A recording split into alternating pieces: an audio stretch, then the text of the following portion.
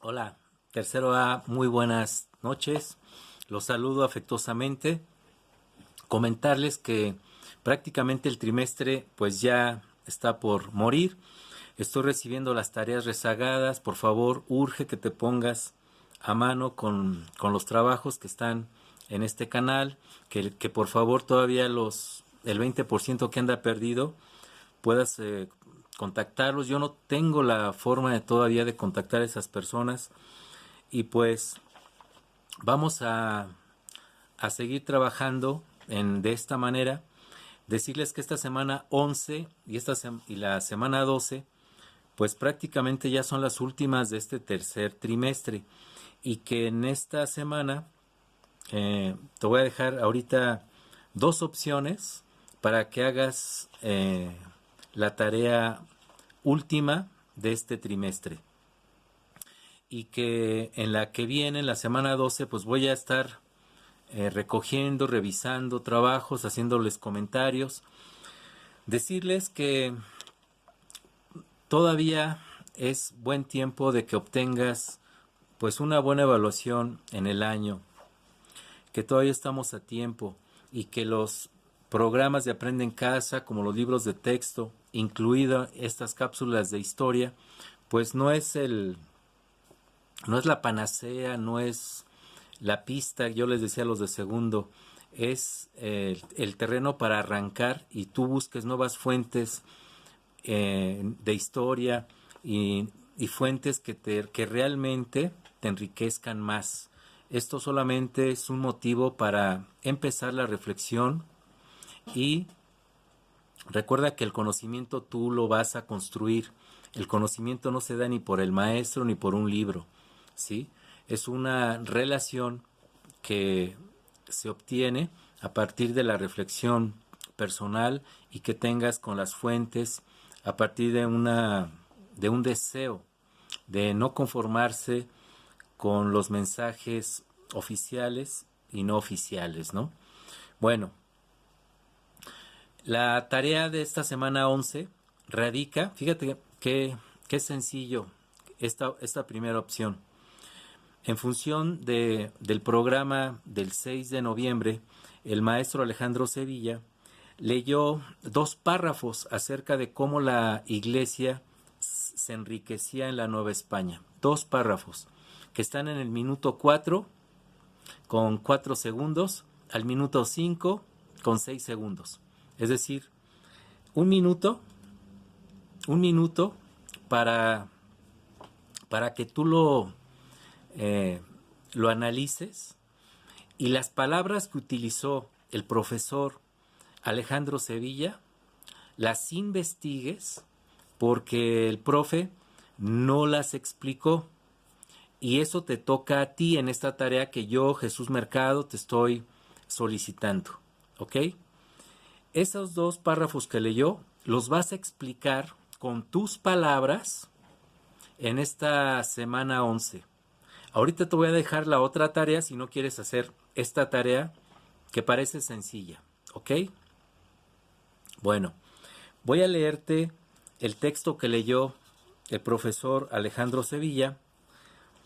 Es un libro de 1961 de el autor Agustín Cue Cánovas, ¿ok? Tiene 60 años el libro, no por eso es un mal libro, es un texto interesante. Acuérdate que no hay textos buenos ni malos, sino es el lector el que otorga sentido a los textos. Ningún texto debe leerse como verdad, sino es una forma para arrancar tu interpretación, ¿ok? Bueno, comenzamos. Lo que se leyó fue lo siguiente. De acuerdo con el derecho canónico, los bienes de la Iglesia no podían enajenarse, es decir, constituían lo que se llamó bienes de manos muertas. Además, durante 2 siglos, las propiedades del clero no cubrieron impuestos, lo que reducía considerablemente los ingresos de la hacienda pública. Numerosas y diversas fueron las fuentes de la riqueza eclesiástica. En primer lugar, y más importante por su carácter general, la limosna. Después los diezmos, que los indios no cubrían, cosa que no es así, pero en fin. Las primicias y las oblaciones. Enseguida, las subvenciones parroquiales o pago por administración de sacramentos. También las donaciones, legados y participación en herencias. Y por último, los préstamos sobre tierras. Otras fuentes de ingreso fueron las peregrinaciones, la construcción de iglesias y conventos. Ok, estos dos párrafos tú lo vas a meditar, lo vas a escuchar en el minuto 4 y te vas a dar cuenta de que hay muchos conceptos que se pasaron por alto y no se explicaron. Lo más peligroso en el acto de leer es que le des el avión, le digas que sí a las palabras que no entiendes, ¿ok? En cualquier mensaje. Y por otro lado tenemos el problema en la educación de que pensamos que el acto de leer es solamente la superficie de lo leído, es decir, es una lectura como teológica. Siempre hay que decirle sí o tratar de entender el mensaje que está a primera vista. Pues no, se trata de que entiendas que el acto de leer es entender lo que no se dijo, ¿sí? Y esto vale para todo, ¿eh? Porque no solamente se leen textos, se lee el mundo, se lee a una persona, se lee una imagen, se lee un objeto, una obra de arte. Siempre somos animales interpretativos, siempre nos las pasamos interpretando y hay que captar el mensaje de lo no dicho, ¿ok? Por ejemplo, dentro de los conceptos que utilizó, que se leyó por el profe Alejandro Sevilla, fueron los siguientes, ¿sí? Tengo una listita de conceptos que, bueno, pues yo también hice mi tarea y me di a la acción de entender un poco más estos conceptos, ¿sí? Y en la hora de buscar los conceptos me di cuenta de que, bueno, se puede entender lo que no se dijo, es decir, cómo funciona la sociedad en la Nueva España, ¿ok? O sea, un concepto me lleva a entender el contexto, o sea, la vida cotidiana en aquella época. No solamente entender el concepto por sí mismo, sino ubicarlo en su justo horizonte donde se dio estos conceptos que aquí se están leyendo. Entonces, hay que saber leer. Hay tesis, por ejemplo, que se dedican, muchos historiadores se dedican a investigar un libro antiguo y solamente toman un párrafo y de eso hacen su tesis, imagínate. Entonces, estos dos párrafos son un buen pretexto para entender un poco la economía, la sociedad, los miedos, la vida cotidiana en la época de la Nueva España, ¿sí? Por ejemplo, el derecho canónico, ¿sí? ¿Qué es el derecho canónico que arranca este párrafo? Pues prácticamente pues, es la columna vertebral de la vida de la Iglesia. Es porque funciona una ética de contenido. ¿Qué es una ética de contenido? Pues las normas, las reglas que en el púlpito, es decir, dentro del templo donde se dan las misas, los mensajes, pues es el cómo te debes de comportar según las reglas bíblicas y según las normas eclesiásticas que guardan, ¿no? Por ejemplo, el que debes de confesarte, los castigos por las conductas, etcétera. Entonces, el derecho canónico es el que funciona y que a veces se pasa por alto las cédulas reales, el derecho civil de la corona, que no les funciona porque los clérigos y su discurso, desde la idea de salvación, por ejemplo, pues hace que los creyentes donen más riquezas por miedo al más allá y funcione más esta maquinaria entre el miedo, esta maquinaria del deseo de salvación, esta maquinaria de guardar el honor ante el público, que los derechos civiles. Entonces, también la riqueza se obtiene a partir de elementos subjetivos como el miedo, como el no perder el honor, etcétera, y la Iglesia pues obtiene más donaciones, más eh, impuestos, etcétera, como el diezmo, ¿no? Dan de más para salvarse. Eso es muy interesante. La palabra enajenación, ¿qué es eso de enajenación? ¿Sí? Pues los bienes de la iglesia no se pueden enajenar, es decir, no se pueden vender, no se pueden transferir porque pues son de Dios, ¿no? Son cosas que son sagradas, sacras. Eh, ¿Qué es, por ejemplo, la primacía, el impuesto de la primacía, ¿no? Que se mencionó, pero no se explicó. Abusados. Entonces, es la primera, checa el concepto primacía.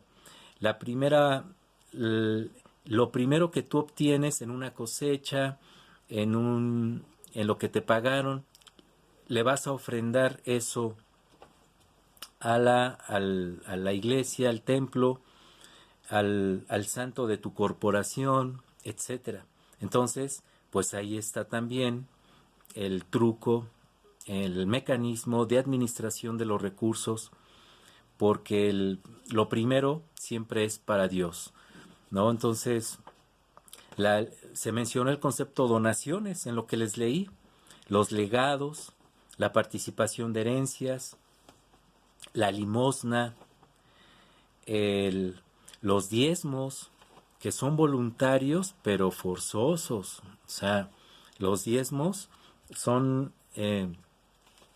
son quien los quiera dar, entre comillas, porque recuerda que en la Edad Media, que es una mentalidad medieval, la que se vive aquí en la época colonial, pues surge esto que debes de tener en cuenta, que dice que Dios todo lo ve. Entonces, te están viendo cómo te comportas y tú tienes que, pues en el sacramento de la confesión, pues sacarlo, y esto implica también, pues, que tus diezmos sean, pues, más obligatorios, ¿ok?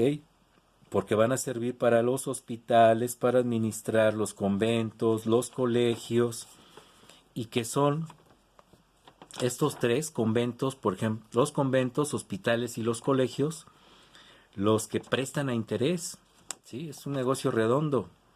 Entonces, la forma de obtener los recursos en el mundo eclesiástico, pues es un dinero que crece siempre porque te van a prestar con interés, a crédito. La iglesia es el banco en la Nueva España. Bueno, entonces, estos dos párrafos que están en el minuto 4 al minuto 5 con 6 segundos, los vas a analizar, ¿sí? Y vas a investigar las palabras que no entiendas y vas a explicar, ¿sí? Coherente, estos dos párrafos, ¿ok? Ahorita te voy a dar la otra tarea, si no quieres hacer esta, ¿sí? ¿En qué consiste? Pues escuchar a un historiador actual que se llama Antonio Rubial. Ya te he dejado un video sobre él, este es otro.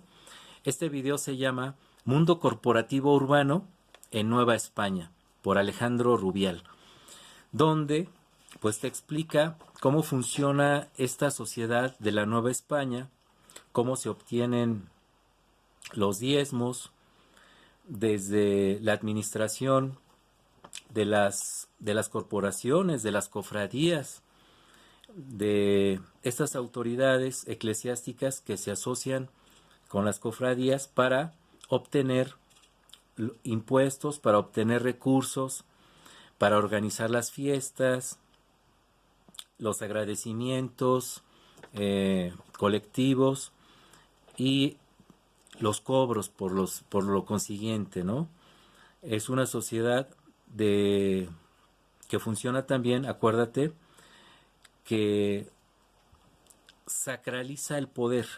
Las fiestas sacralizan el poder. Hay un concepto muy interesante que todavía pervive en la época colonial, que es la extirpación de idolatrías. La extirpación de idolatrías. Es una especie de búsqueda del exterminio de las antiguas costumbres del mundo prehispánico, pues que tienen que buscarlas, hallarlas, y entonces los informantes que tienen las iglesias, los templos, pues llegan a encontrar estos comportamientos no gratos para el mundo de la iglesia, y a la vez también los asocian con los levantamientos de indígenas, ¿sí? Entonces, quiero decirte que en la época colonial, pues se dan bastantes levantamientos en contra de las medidas de la iglesia también. Hay 100 levantamientos aproximadamente en 250 años, muy importantes en la época colonial. Bueno, voy a finalizar invitándote para que te pongas al corriente en esta semana 11 y 12. Nos vamos a ver hasta la semana 13, ¿ok? Porque va a estar muy fuerte también para mí evaluar, registrar las evaluaciones en este primer trimestre. Y por favor, si tienes conocidos ahí con tus amigos de que no saben qué onda ni con el canal, pues les digas, ¿no? Por favor. Pues te invito a que te cuides, a que te pongas al corriente, y pues me dio mucho gusto saludarte. Tercero A, les mando un abrazo. Pues nos vemos hasta la semana 13 y espero que te vaya muy bien en este trimestre. Por favor, cualquier duda, estoy al tanto en los correos, en el correo institucional. Pues nos vemos. Hasta luego, bye.